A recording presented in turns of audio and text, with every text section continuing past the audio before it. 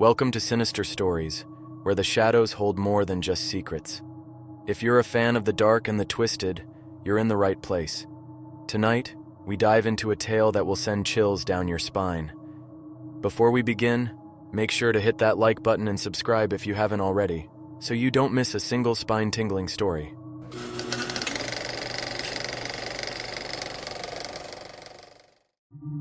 Every Christmas, my family rents the same cabin in the woods near Lake Michigan. It's a tradition my parents started when my brother Nick and I were kids. The cabin is a rustic place, nestled deep in a grove of towering pines, with a stone fireplace that crackles warmly through the night. But this year, something felt different, off in a way none of us could articulate. We arrived on a brisk afternoon, snow crunching under the tires as Dad parked the SUV. The lake was half frozen, its surface glittering in the pale sunlight. Nick, always eager to show off his bravado, grabbed the heaviest bag and made a beeline for the porch. "Still scared of the dark, Travis?" he teased, smirking as he elbowed past me. I ignored him and helped Mom carry in the groceries. Inside the cabin was as we remembered it, cozy but eerily quiet. The stillness was part of its charm, at least during the day. As night fell, the air grew heavy. It wasn't the snowstorm we'd expected. It was something else. The silence outside was oppressive, broken only by the occasional crack of ice on the lake. We lit a fire, had dinner, and settled in for what we hoped would be a peaceful night. It wasn't.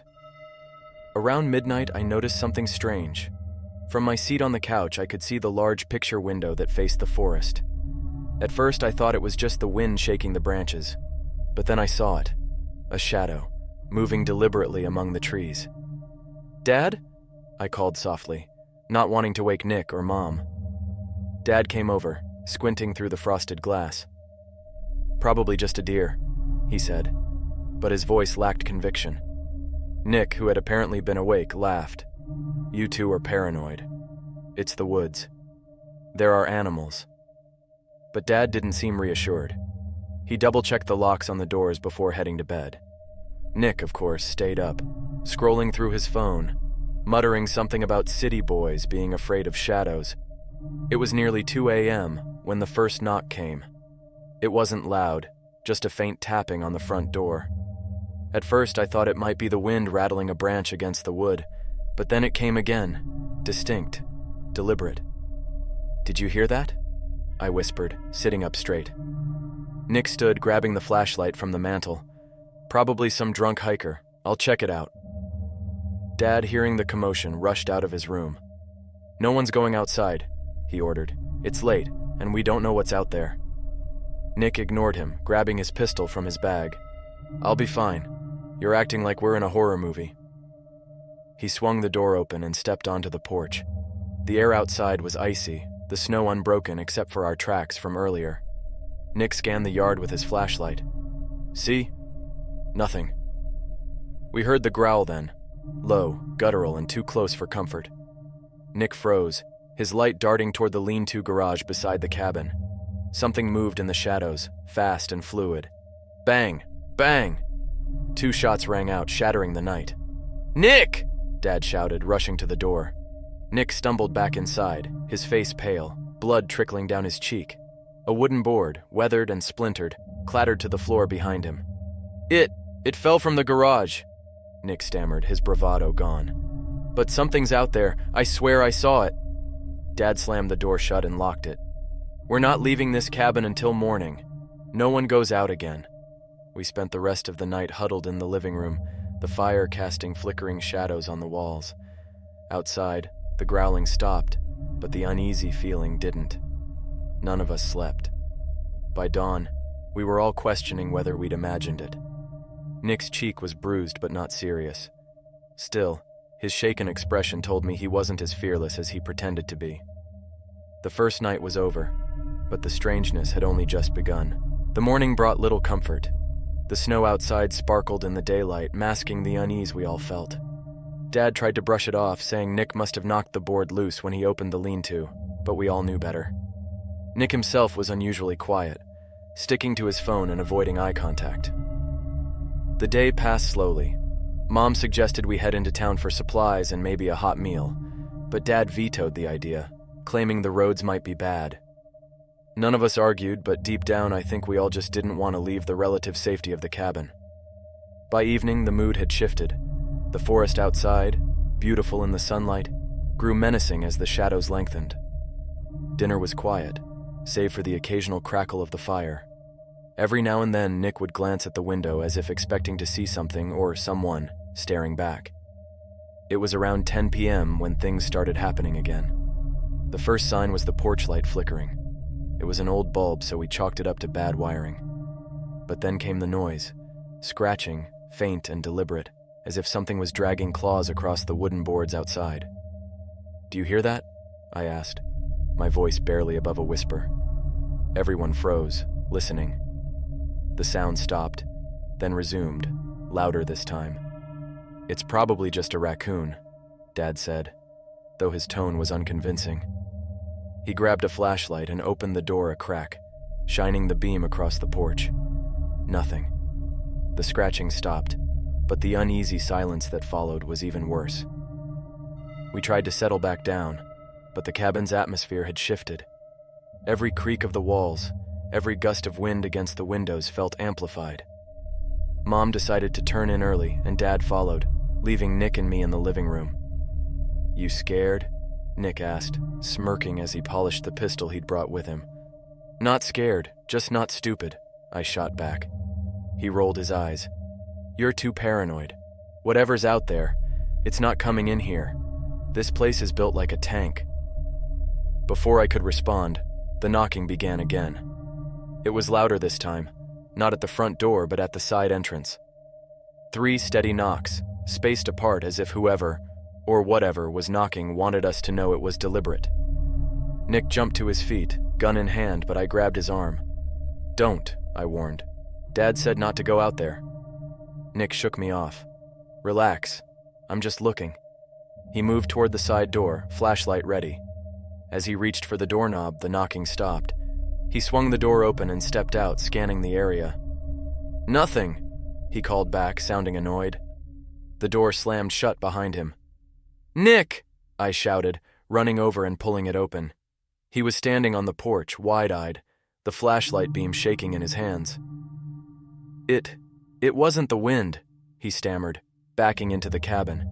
"Something slammed it." I shut the door and locked it, my heart racing. "Did you see anything?" Nick shook his head. "No, but it's watching us. I can feel it." For the rest of the night, none of us slept. The scratching came and went, now at the windows, now on the walls. Shadows moved outside, always just out of clear sight. At one point, I thought I saw a face pressed against the window. A pale, distorted thing with hollow eyes. But when I blinked, it was gone. When morning finally came, the porch was in disarray. The table and chairs had been knocked over, and a heavy set of footprints led from the woods to the cabin and back again. They were too large to be human. Dad decided to report the incident to the local ranger station, but their response was underwhelming. "Probably a bear," they said. "Stay inside and it'll move on." A bear didn't knock on doors, though. A bear didn't slam them shut. Whatever was out there wasn't leaving. And we still had 3 nights to go. The 3rd day passed in an uneasy quiet. None of us said much as we moved about the cabin, keeping the fire going and pretending not to notice how often we checked the windows. The air inside felt heavy, almost suffocating, and even though it was freezing outside, none of us wanted to leave the safety of the cabin walls. Nick had lost his usual bravado. He spent most of the day by the window, staring out at the tree line, the pistol resting in his lap. His silence was unsettling. It wasn't like him to back down from a challenge, real or imagined. By the time night fell, the tension in the air was unbearable. Dad insisted we all stay in the living room together. "Whatever's out there doesn't seem interested in us during the day," he said, poking at the fire. "We're safer if we stick together." We all nodded, but his words didn't bring much comfort. The first sound came around 9 p.m., a faint tapping on the back window. It was soft, almost gentle, like someone was testing to see if we'd notice. Mom froze mid-sentence, her eyes darting toward the sound. "Did you hear that?" she whispered. We all nodded. Dad grabbed the flashlight and motioned for us to stay quiet. The tapping stopped as soon as he shone the light toward the window. "See anything?" Nick asked, his voice low. Dad shook his head. "Nothing. Probably a branch." But when the tapping started again, this time at the kitchen window, we knew it wasn't a branch. It was too deliberate, too rhythmic. Tap, tap, tap. Nick jumped to his feet, grabbing the pistol. "That's not the wind," he said, his jaw tight. "Don't," Dad warned, his voice firm. "Stay inside." Nick glared at him but didn't argue. Instead, he moved to the kitchen doorway, peering into the darkness. I followed close behind, every muscle in my body tensed. The tapping stopped again. For a moment, the only sound was the crackling of the fire. Then came the knocking. 3 loud, deliberate knocks at the front door. Mom gasped, clutching Dad's arm. He stood, grabbing the flashlight again. "Stay here," he ordered, his voice shaking slightly. "Wait," Nick said, stepping forward. "Let me—" "No." Dad cut him off. "I said stay." Dad approached the door cautiously, shining the flashlight through the peephole. He hesitated, then turned back to us. "There's nothing there." He unlocked the door just enough to open it a crack, shining the beam across the porch. The light caught the empty rocking chair, swaying slightly in the wind, but nothing else. He closed and locked the door, his face pale. "Whatever it is, it's messing with us." The rest of the night was a blur of noises and shadows. The tapping moved from window to window, sometimes faint, sometimes loud enough to make us jump. Shadows shifted outside, their shapes too vague to make out clearly but unmistakably there. At one point, I thought I saw a hand pressed against the glass, long fingers splayed wide, but when I blinked, it was gone. Nick paced the room like a caged animal, muttering under his breath. "This is ridiculous," he said finally. "We can't just sit here like scared kids. Whatever it is, it's not coming in." "That's the point," Dad snapped. "It hasn't come in, so don't give it a reason to." The hours crawled by, each one more nerve-wracking than the last. None of us slept. By the time the first light of dawn crept through the windows, we were all too exhausted to move. When we finally stepped outside, the scene was worse than before. Deep, heavy footprints circled the cabin, stopping at each window and both doors. Whatever had left them had claws, long, sharp ones that had carved grooves into the wood of the porch. Dad crouched to examine one of the prints, his face grim. "This isn't a bear," he muttered, his voice barely audible. Nick leaned against the railing, his face pale. "So, what the hell is it?" None of us had an answer. By the 4th day, it was clear we were dealing with something we didn't understand. None of us dared speak it out loud, but the thought hung heavy in the air. Whatever was outside wasn't an animal, and it wasn't just playing games. The daylight hours felt safer, but not by much. We avoided going outside unless absolutely necessary, sticking close to each other whenever we did. Dad kept the firewood stocked and the generator running, but the uneasy silence between us was almost worse than the strange events at night. Nick, who'd spent the first couple of days acting like nothing could touch him, was now quiet and withdrawn. He kept the pistol within reach but didn't make a move to use it. I caught him staring out the window a few times, his jaw clenched, his eyes scanning the tree line as if he expected something to emerge at any moment. As the sun set that evening, the atmosphere in the cabin became stifling. Mom tried to distract us by playing a board game, but no one could focus. The shadows outside grew longer, stretching across the snow like dark fingers reaching for the cabin. Just after 8 p.m., the noises started again.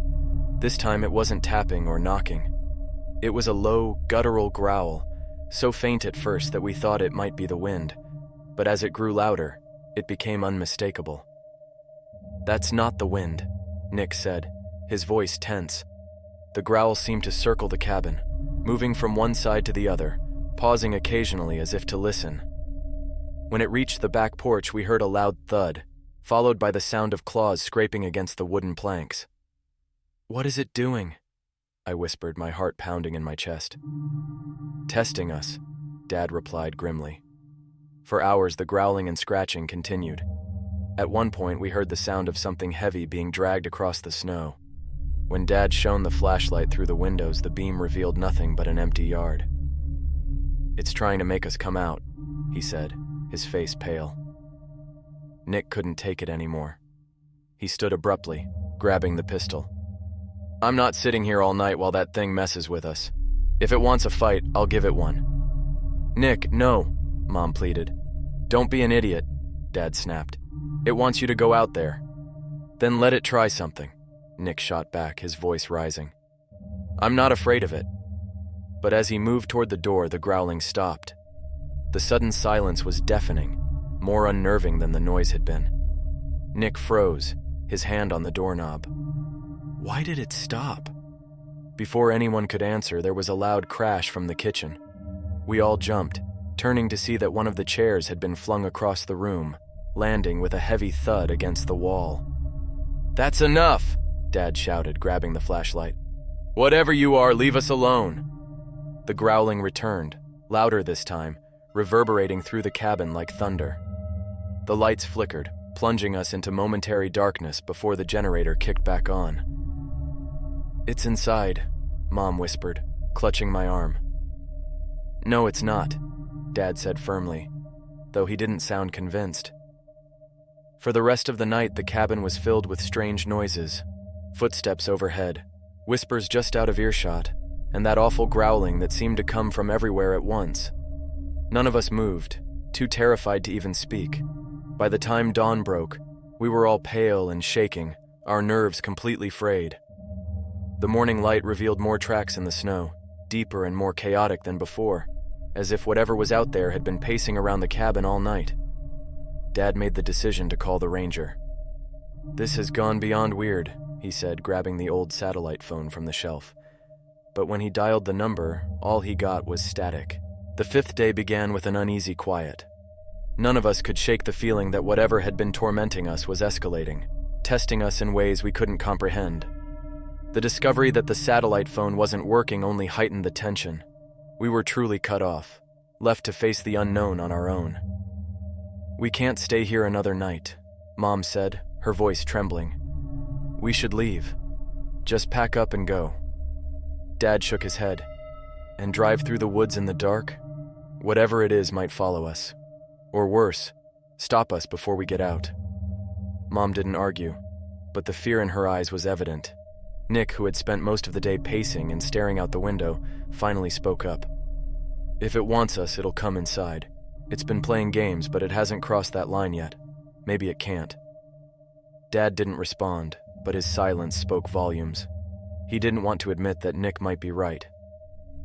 As the sun set, the cabin seemed to shrink around us, the walls closing in as the shadows grew longer. We gathered in the living room, the fire crackling weakly in the hearth. None of us had the energy to stoke it properly. The noises started earlier that night. This time it was a rhythmic thumping against the walls, moving in a slow, deliberate circle around the cabin. Thump, thump, thump.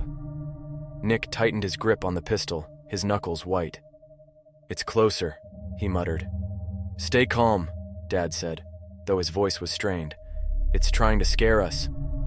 The thumping continued for what felt like hours, growing louder with each pass. At one point, it stopped near the front door. We all held our breath, waiting for whatever would come next. Suddenly, the door handle rattled violently, the sound echoing through the cabin. Mom let out a stifled cry and Dad jumped to his feet, grabbing the flashlight. "Stay back," he warned, shining the beam toward the door. The rattling stopped, replaced by a low, guttural growl. It sounded closer than ever, as if whatever was out there was just inches away. Then came the voice. "Let me in," it whispered, low and raspy. The words sent a chill down my spine. It wasn't a voice I recognized, but there was something disturbingly familiar about it. "Who's there?" Dad demanded, his voice shaking. The voice didn't answer. Instead, the growling resumed, louder and more menacing. Nick stood abruptly, his eyes wild. "Enough of this," he said, moving toward the door. "Nick, don't!" Mom cried, grabbing his arm. But before he could respond, a loud crash came from the back of the cabin. It sounded like glass shattering. "They're breaking in!" I shouted, panic rising in my chest. Dad ran toward the noise, flashlight in hand, while the rest of us huddled together in the living room. When he returned moments later, his face was pale.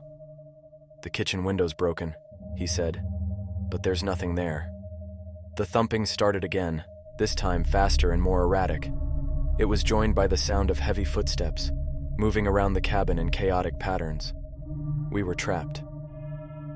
"Everyone, stay together," Dad said, his voice firm despite the fear in his eyes. The next few hours were a blur of noise and fear. The footsteps, the growling, the whispers, they all seemed to blend together, creating a cacophony of terror. At one point, I thought I saw a shadow move across the living room, but when I turned to look, it was gone. No one slept that night. By the time dawn broke, we were all on edge, our nerves completely shot. The cabin was eerily silent, as if the events of the night before had been nothing but a bad dream. But the shattered kitchen window and the deep gouges in the porch told a different story. "We're leaving," Dad said firmly, his voice leaving no room for argument. "Pack up what you can carry. We're not staying another night." The decision to leave felt like a relief, even if it was laced with uncertainty. None of us were sure if escaping the cabin would truly end the nightmare or if it would follow us beyond the woods. But staying another night wasn't an option. We packed quickly, stuffing clothes and essentials into bags with shaking hands. The air inside the cabin felt heavy, oppressive, as if whatever had tormented us was waiting for its moment. Dad gave us clear instructions. "We'll head straight to the truck, stay together, no matter what you see or hear, do not stop, understood?" We all nodded, though the fear in Nick's eyes was obvious. Even his bravado had worn thin. The truck was parked about 50 feet from the cabin, just beyond the tree line. In the daylight, it should have been a short, uneventful walk. But as we opened the cabin door, the snow-covered forest seemed darker than it should have been, the trees looming like silent sentinels. "Go," Dad urged, stepping out first with the flashlight in hand. The rest of us followed, our breath visible in the cold air. The snow crunched under our boots, the sound unnervingly loud in the stillness. About halfway to the truck, we heard it again, the growling. It came from the trees to our left, low and menacing, growing louder with each step. "Keep moving," Dad said, his voice steady despite the panic in his eyes. Then came the whispers. They surrounded us, soft and unintelligible, like 100 voices speaking just out of earshot. I glanced at Nick, who was gripping the pistol tightly, his knuckles white. We were only a few feet from the truck when a shadow moved across the snow in front of us. It was fast, too fast to be a person, darting between the trees like a predator stalking its prey. Mom let out a gasp, clutching my arm. "Get in the truck!" Dad shouted, unlocking the doors. We piled in as quickly as we could, slamming the doors shut just as the growling reached a fever pitch. Nick was the last to climb in, and as he shut the door, something slammed against the side of the truck with enough force to rock it. "Go, go, go!" Nick yelled. Dad didn't hesitate. He started the engine and floored the gas, the tires spinning in the snow before finding traction. The truck lurched forward, and we sped down the narrow, icy road leading away from the cabin. The growling didn't stop. It followed us, growing fainter as we gained distance, but it never fully disappeared. At one point, I glanced out the back window and thought I saw a figure standing in the middle of the road, but when I blinked, it was gone. No one spoke during the drive. The tension in the truck was suffocating, the silence broken only by the hum of the engine and the occasional sound of snow crunching under the tires. It wasn't until we reached the main road that the oppressive feeling began to lift. The growling was gone, replaced by the familiar hum of the tires on pavement. "We're not coming back," Mom said firmly, breaking the silence. Dad nodded. "Agreed." Nick didn't say anything, his eyes fixed on the road ahead. We drove straight home, not stopping until we were safely back in our suburban neighborhood. Even then, it took days for the fear to subside, and I don't think it ever truly left us. We never spoke about what happened at the cabin, not in detail. Whenever someone brought it up, the conversation quickly shifted to something else. It was as if none of us wanted to acknowledge what we'd experienced, as if speaking it aloud might make it real again. That was the last Christmas we spent at the cabin. But sometimes, late at night, I think about the growling, the whispers, and the shadowy figure in the woods. I wonder if it's still out there, waiting for another family to stumble into its territory. And I wonder what would have happened if we hadn't left when we did. Life returned to a semblance of normalcy after we left the cabin, but none of us were ever quite the same. The experience clung to us like a shadow, creeping into quiet moments and lingering in the back of our minds. Nick, who had always been fearless, grew withdrawn. He stopped joking around and spent long hours alone in his room. When I tried to ask him about what he'd seen in the woods, he'd just shake his head and mutter, "You wouldn't understand." Mom busied herself with holiday cleanup, trying to erase any trace of the trip. She took down the decorations earlier than usual, muttering that she wanted a fresh start. Dad pretended everything was fine, but I often caught him staring out the window late at night, his brow furrowed in thought. As for me, I tried to rationalize what we'd experienced. Maybe it was an animal, I told myself, or a group of pranksters. But deep down, I knew that wasn't the truth. There was something in those woods, something that defied logic. A few weeks after we returned home, Dad received a call from the cabin's owner. The woman's voice was shaky as she explained that the next renters had left after only one night. They claimed to have heard strange noises and found deep scratches on the walls outside. Dad didn't tell her about our experience. He simply told her we wouldn't be renting the cabin again and hung up. The nightmares started not long after. In mine, I was back at the cabin, standing at the edge of the woods. The growling was all around me, but when I turned to run, the trees closed in, their branches twisting into clawed hands. Sometimes I saw the figure, tall and shadowy, with glowing eyes that burned into my soul. Other times it was just the whispers, calling my name in a voice that was both familiar and alien. Nick admitted he was having nightmares too, though he refused to tell me what they were about. The one time I pressed him, he snapped, "Drop it, Travis. You don't want to know." Months passed, and the memory of the cabin began to fade, though it never truly disappeared. Then, one day in late spring, Nick and I were clearing out the garage when we stumbled across a box labeled Christmas decorations. Inside, among the tangled lights and ornaments, was a small wooden carving of a deer. "Hey," I said, holding it up. "Do you remember this? We bought it at that gift shop near the cabin." Nick stared at the carving, his face pale. "Get rid of it," he said, his voice low. "Why? It's just a—" "Get rid of it," he shouted, snatching it from my hand and throwing it into the trash can. I didn't argue. There was something in his eyes I couldn't explain. Fear, anger, maybe both. That summer, we heard on the news that the cabin had burned down. The owner claimed it was an accident, but the report hinted at something more suspicious. A neighbor had reportedly seen strange lights in the woods the night before the fire, though no one could explain what they were. Dad didn't say much about it, but I could tell he was relieved. "Good riddance," he muttered when he thought I wasn't listening. The rest of us agreed.